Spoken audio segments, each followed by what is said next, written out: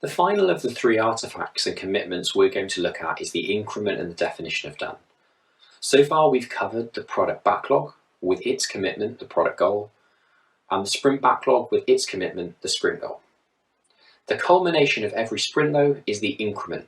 It is the cumulative delivery and value that the Scrum team work towards every sprint. Importantly, multiple increments can be produced every sprint. It does not have to be limited to one. But the thing to know about increments is that they are cumulative, i.e. they are built on top of one another. So there may be multiple improvements released every sprint, however there is only ever one increment at a point in time. Imagine this like a large Lego building. If you added another 2 or 3 bricks on, you improved it, you wouldn't say though that it was a new building. It's the same increment that you had before, but it's now been improved. The increment has grown. If you remember when we talked about the product goal, the strategic step that was needed to move towards the product, the sprint goal was the tactical step in order to achieve this. Continuing in the same thread, the increment is a concrete stepping stone that is materialization of the sprint goal. What I mean by that is the increment is something done that is inspectable to determine whether the Scrum team have moved further towards the product goal.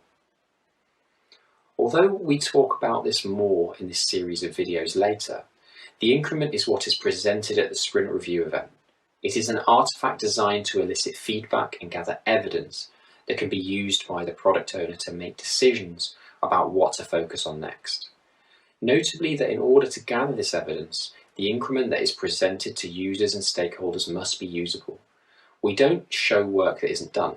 A user can't inspect a half-finished increment because there are too many unknowns for them. Therefore, Scrum is very clear that the increment must constantly be in a usable state in order to support empiricism. Now, I mentioned that the increment is presented at the sprint review, and that is true. However, there is no need to wait until the sprint review in order to deliver an increment to stakeholders. It can be delivered at any point of a sprint. The reason why it's so important is that the sprint review should never be considered a roadblock, something preventing value being delivered to stakeholders. As the Scrum Guide puts it, the sprint review should never be considered a gate to releasing value. In order to ensure that the increment is constantly in a usable state, the developers conform to the commitment of the definition of done. It is a formal description of the increment and therefore the product when it meets the quality measures defined within it.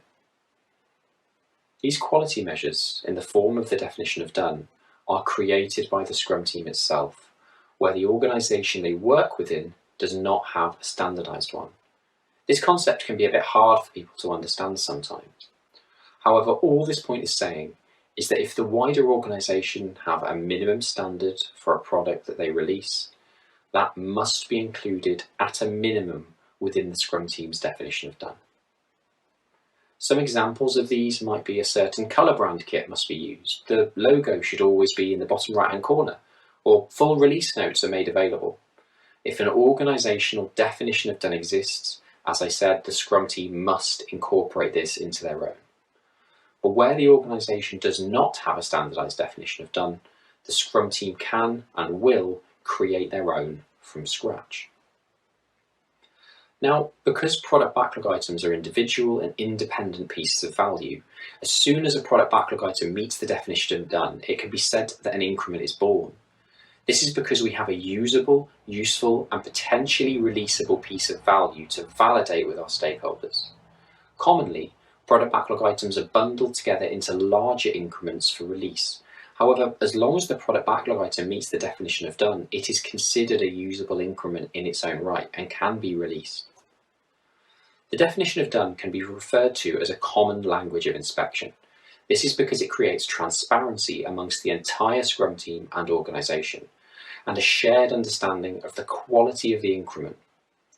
Importantly, if an increment does not meet the definition of done, it cannot be released or even presented to stakeholders during the sprint review. Product backlog items that do not meet the definition of done by the end of a sprint are returned to the product backlog for future ordering and sizing. In this way, the definition of done protects the product by ensuring that only quality increments are released. If you're wondering what a definition of done might look like, consider any product in front of you right now. I want you to try a small activity. Look at anything in your room that is a product. Write a list of at least 5 quality descriptors that you would expect the company who produced that product to have adhered to. When we come back, the example I'm going to use is a computer keyboard. So pause your video now and create your definition of done. So I said I was going to use the example of a computer keyboard, and I will. But before we get to that, let's consider who cares about the definition of done. There are 2 stakeholders to the definition of done. The organisation, in that it is a product that they are producing, and also the users of that product.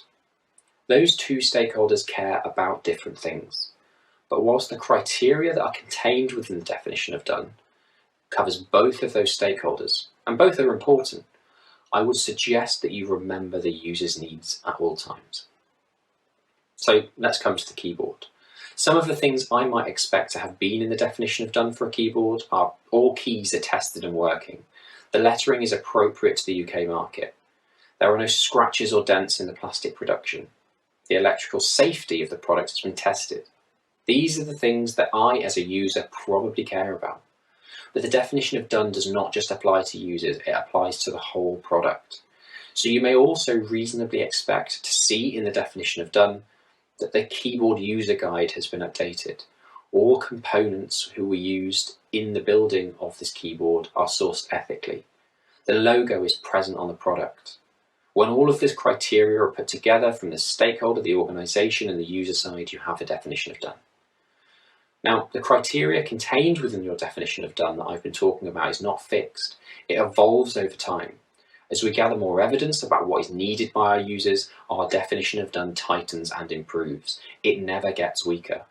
The definition of done is commonly inspected and adapted during the sprint retrospective. If I have to summarise this video into 2 points, it would be these. Firstly, that the definition of done must be conformed to consistently. No product is ever released without it being easy to say, just this once, believe me, let's release it and take a risk. You should never do that. It's less stable and harder to fix your product over time if you do that.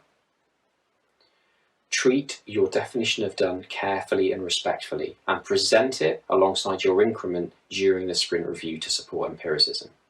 If you're a technical team and you're thinking, well, they won't be interested in seeing our code, you may be right, but you can certainly show them the outcomes that you've delivered rather than simply the output. The definition of done is vital to producing a quality increment every sprint.